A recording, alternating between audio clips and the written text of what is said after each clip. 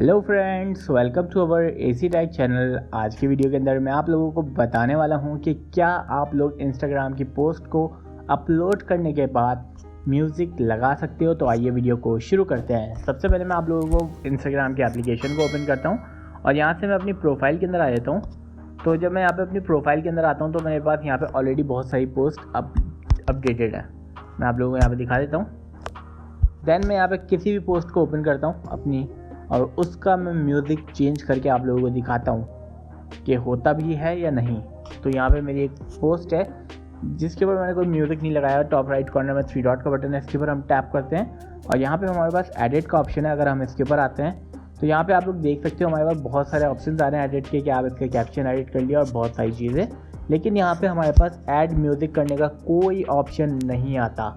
I hope ये video आप लोगों को बहुत ज़्यादा पसंद आई होगी। Please do subscribe my YouTube channel for more videos. Thank you.